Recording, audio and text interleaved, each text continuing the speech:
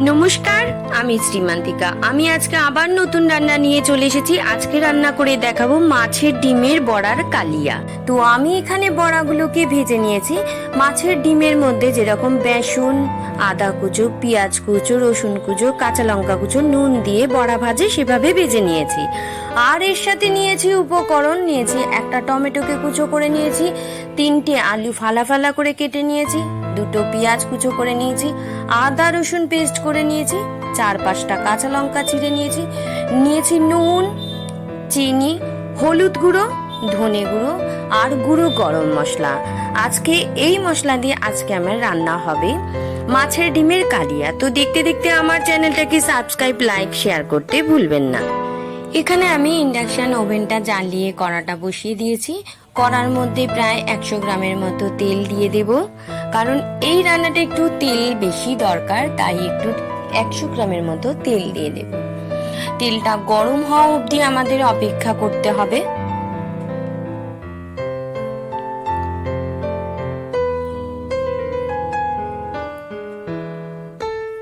তেল গরম হয়ে গেছে, এখন আমি কেটে রাখা আলুগুলোকে ছেড়ে দেব।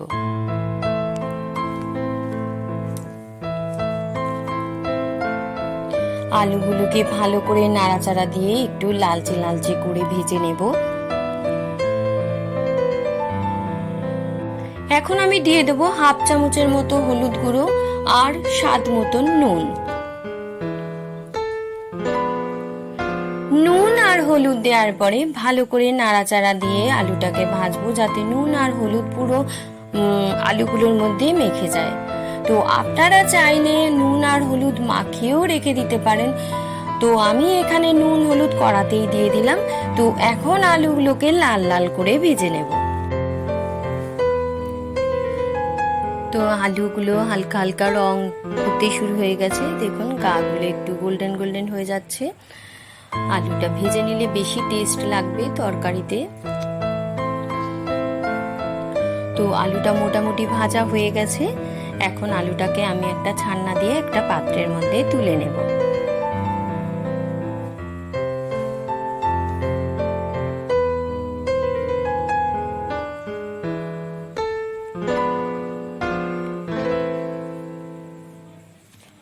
আলুগুলোকে সব তুলে নিয়েছি। এখন ওই তেলের মধ্যে দিয়ে দেব 1/2 চামচের মতো গোটা জিরে, আর দিয়ে দেব শুকনো লঙ্কা, তেজপাতা আর গোটা গরম মশলা।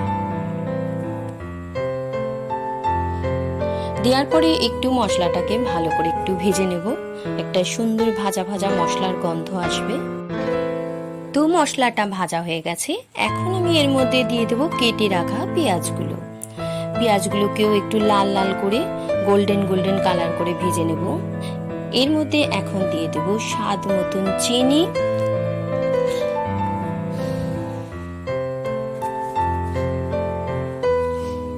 আপনারা যদি চিনি মিষ্টি না দিলেও দিতে পারেন, এটা স্কিপ করলে করতে পারেন। আর দিয়ে দেব স্বাদ মতন নুন। যে কোনো তরকারিতে একটু সামান্য মিষ্টি দিলে তরকারির স্বাদটাই অন্যরকম হয়।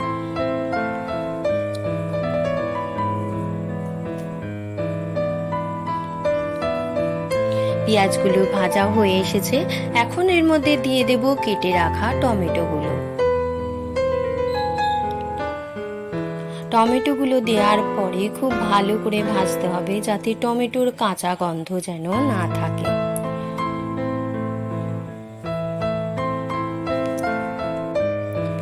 তো দেখো টমেটো আর পেঁয়াজটা ভাজা হয়ে এসেছে, কিন্তু এখনকার টমেটো তো কেমন যেন একটা না গলতে চায় না, কিছু সহজে গলতে চায় না, ভাজলেও গলতে চায় না।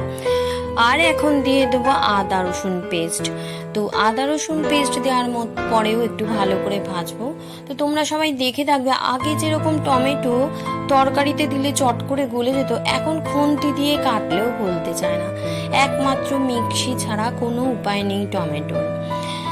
এরপরে দিয়ে দেব পরিমাণ মতো ধনে গুঁড়ো,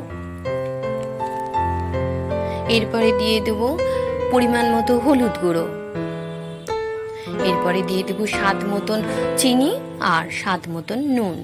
আমি এখানে সব মশলাটাই মাপের নিয়েছি। এবার দিয়ে দেব একটু সামান্য জল দিয়ে মশলাটাকে ভালো করে কষাবো। ততক্ষণ কষাতে হবে যতক্ষণ না তেল ছেড়ে দেয়। আমি সব রান্নায় বলে থাকি যে যত মশলা কষাবেন তত টেস্ট হবে। তো দেখুন আমার মশলাটা কষানো হয়ে এসছে, মোটামুটি তেল ছাড়তে শুরু করে দিয়েছে। এখন দিয়ে দেবো 5-6টা কাঁচা লঙ্কা চিড়ে রাখা ছিল, সেটা দিয়ে দেব। আপনারা যে যেরকম ঝাল খাবেন সেরকমই ঝাল দেবেন। আমার ভিডিও দেখে আবার সেরকম ঝাল দিতে যাবেন না, তাহলে কিন্তু খেতেই পারবেন না। দেখুন মশলা কষানো হয়ে এসেছে, কিরকম পুরো একদম তেল ছেড়ে দিয়েছে, সুন্দর একটা ইয়ামি ইয়ামি গন্ধ বেরিয়ে গেছে। এখন দিয়ে দেব ভেজে রাখা আলুগুলো দেওয়ার পরে ভালো করে আলুর সাথে মশলাটাকে ভালো করে কষিয়ে নেব। এবার খানিকক্ষণ মশলাটাকে আলুর সাথে কষাবো, যা দেখবেন আলু কষাতে কষাতে সিদ্ধ হয়ে যাবে। তো এখন কষানো হয়ে গেছে, তেল ছেড়ে দিয়েছে, দেখুন পুরো তেল, আর কোনো জলই নেই। আমি প্রতিটা তরকারিতে জল দেওয়ার আগে জলটা একটু উষ্ণ গরম করে নিই, কারণ যদি এখানে জলটা আবার গরম করা দেখায় ভিডিওটা অনেকটা বড় হয়ে যাবে। তাই আমি জলটা আগে থেকেই আপনাদের বলে দিচ্ছি, সব তরকারির জন্য গরম জল বানিয়ে নিই, কারণ আমি তরকারি কষার পরে গরম জলটাই ব্যবহার করি। দেখো তরকারিটা ফুটে গেছে, বেশিক্ষণ ফোটাতে হবে না, কারণ আমার তো আলুগুলো লাল লাল করে ভেজে নিয়েছিলাম। দেখো আলুগুলো সিদ্ধ হয়ে গেছে, এখন খুব সুন্দর একটা গন্ধ বেরোচ্ছে, তরকারি হয়ে আসছে। তো এখন আমি এর মধ্যে ভেজে রাখা বড়াগুলো দিয়ে দেবো। বড়াগুলো দেওয়ার পরে 2 মিনিট ফোটাবো। ফোটানোর পরে একটা ঢাকা দিয়ে 10 মিনিটের জন্য ঢাকা দিয়ে দেবো, কারণ বড়াগুলোর ভিতরে যদি মশলা না ঢোকে তাহলে ভালো লাগবে না। এখন এর মধ্যে দিয়ে দেবো গুঁড়ো গরম মশলা। গরম মশলাটা দেওয়ার পরে খুন্তি দিয়ে ভালো করে নাড়াচাড়া দিয়ে ঘেটে দেব। উফ, দারুণ, কি বলবো তোমাদের, ভীষণ সুন্দর গন্ধ বেরোচ্ছে। তো এখন আমার বড়ার কালিয়া রেডি হয়ে গেছে। এখন আমি এর মধ্যে 1 থেকে 2 চামচের মতো ঘি দিয়ে দেব। ঘি দেওয়ার পরেও একটু ভালো করে খুন্তি দিয়ে নাড়াচাড়া দিয়ে দেবো। তো ইন্ডাকশন ওভেনটা এবার বন্ধ করে দেবো, দিয়ে একটা ছোট ঢাকনা দিয়ে ঢাকা দিয়ে দেবো। তো আজ আসি, আবার আসবো নতুন রান্না নিয়ে। ততক্ষণ আপনারা ভালো থাকুন, সুস্থ থাকুন।